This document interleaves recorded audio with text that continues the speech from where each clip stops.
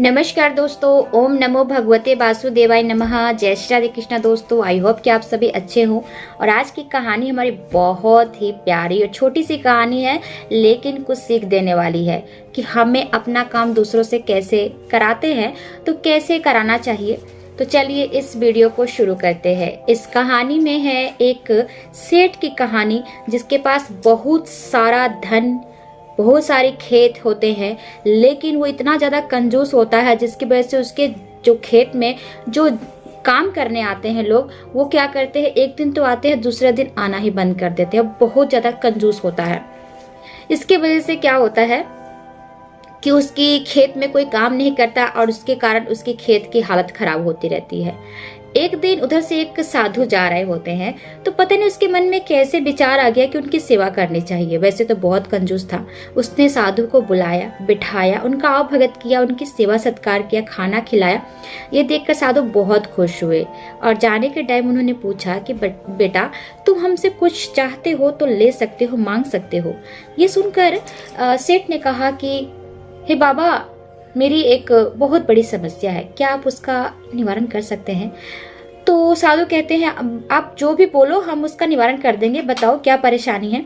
तो वो बताता है कि देखिए, हमारे खेत, बहुत सारे खेत हैं, इतने ज्यादा खेत है कि पूछिए मत। लेकिन कोई भी ऐसा इंसान है ना जो पहले दिन आता है काम करने, फिर दूसरे दिन आता ही नहीं है। तो बाबा समझ जाते हैं कि किस कारण से नहीं आते हैं, क्योंकि वो बहुत कंजूसी करता था उन लोगों को पैसे देने में। और कंजूसी के कारण उसके पास एक दिन कोई काम करता, दूसरे दिन काम ही करने नहीं आता था, जिसकी वजह से उसकी खेत की हालत खराब थी। वो चाहता था कि काम भी करवा लूं और पैसे भी ज्यादा ना दूं। तो इसकी वजह से क्या हुआ कि बाबा समझ गया और उसकी बुद्धि अक्ल जो ठिकाने लगाने के लिए उन्होंने क्या किया, एक उसे मंत्र दिया और बोला, इस मंत्र को पढ़ने के बाद तुम्हारे पास एक ब्रह्म राक्षस आएगा और वो तुमसे जितना तुम उसे काम दोगे सारा काम कर देगा। बोलता है ठीक है। बाबा चले जाते हैं तो वो 3 बार उस मंत्र को जो जाप करता है तो वहां पे एक ब्रह्म राक्षस उपस्थित होता है। बोलता है कि क्या बात है, बोलिए मेरे हुक्म, मेरे मालिक, मैं क्या कर सकता हूँ आपके लिए। तो वो बहुत खुश होता है। पहले तो कहता है कि चलो, मेरे पास इतने खेत हैं कि मैं इसको काम दूंगा और मेरे सारे काम हो जाएंगे और मेरे पैसे भी बच जाएंगे। तभी ब्रह्म राक्षस कहता है कि मैं आपके सारे काम कर दूंगा, लेकिन मेरी एक शर्त है। मेरी शर्त ये है कि अगर मैं खाली बैठा तो मैं खाली नहीं बैठ सकता। अगर मुझे खाली किसी ने बैठा दिया ना, तो मैं किसी को खा सकता हूँ, अपने पास बैठे किसी को भी। हो सकता है कि आपको भी खा जाऊं, आप मेरे मालिक हैं तो क्या हुआ, लेकिन मैं खाली नहीं बैठ सकता, मुझे हमेशा कुछ ना कुछ आपको काम देना होगा। तो सेठ सोचता है तो क्या हुआ, मेरे पास तो बहुत सारे काम हैं, मैं इसको काम दे दूंगा। अब उन्होंने क्या किया, कहा कि देखो, मेरे इतने सारे खेत हैं, उन सब खेतों को तुम्हें ना अच्छे से उसकी जो घास वो साफ करने होंगे, उसकी सिंचाई करनी होगी। जाओ पहले उसके सारे घास निकल कर आओ, सभी खेतों के। अब वो ब्रह्म राक्षस जाता है और चुटकियों में काम कर कर चला जाता है। अब ये सोचता है सेठ कि अभी आने में उसको समय लगेगा, तब तक मैं पूरी रात चैन से सो लूंगा। तब तक आधी रात ही बीतती है कि सामने आके खड़ा हो जाता है ब्रह्म राक्षस। ये देखकर वो डर जाता है, सेठ ये क्या, तुम आधी रात को मेरे पास क्या कर रहे हो? तो सेठ के जब ये बात बोलता है तो ब्रह्म राक्षस कहता है, जो आपने मुझे काम दिया था कर लिया हूँ, अब मुझे दूसरा काम दीजिए, मैं खाली नहीं बैठ सकता। ये सुनकर सेठ कहता है कि क्या तुमने सारे काम कर दिए? दरअसल बात ये थी कि ब्रह्म राक्षस के पास एक छड़ी थी जिसे घुमाते सारा काम हो जाता था। अब ये सोचने लगा कि उतने सारे खेत इसने चुटकियों में कर दिए, अब मैं इसको क्या काम दूं। फिर उसने कहा कि देखो, जाओ और सारे खेतों में बीज बो कर आओ और सिंचाई कर दो, अच्छे से पानी डाल दो। बोलता है ठीक है। फिर वो चले जाता है। अब ये सोचता है कि सुबह तक आएगा, तब तक मैं नींद कर लेता हूँ। तब तक सुबह वो पहुंच जाता है। अब वो परेशान हो जाता है, रोज जो उसे काम देता है वो चुटकियों में कर देता है। परेशान हो जाता है, मैं क्या करूं क्या करूं, समझ में नहीं आ रहा है। हार कर अपनी पत्नी के पास जाता है। बोलता है, देखिए, एक तो मैंने मंत्र ले लिया साधु से, और साधु ने मुझे मंत्र दे दिया कि इस तरह से तुम ले सकते हो, अपना काम करवा सकते हो, और मैंने लालच कर लिया कि पैसे नहीं देने पड़ेंगे मजदूरों को और मेरा काम हो जाएगा। इसलिए मैंने इस ब्रह्म राक्षस को अपने सिर पे पल्लू, एक सिर बंधवा लिया। अब मैं क्या करूं, अगर मैं इससे नहीं दिया किसी काम को तो ये हमें खा जाएगा, और मैं क्या करूं, समझ नहीं आता। ये सुनकर कहती हैं उसकी पत्नी कि देखिए अब वो जब आएगा तो उसे मेरे पास भेज दीजिएगा, मैं उसे काम दूंगी।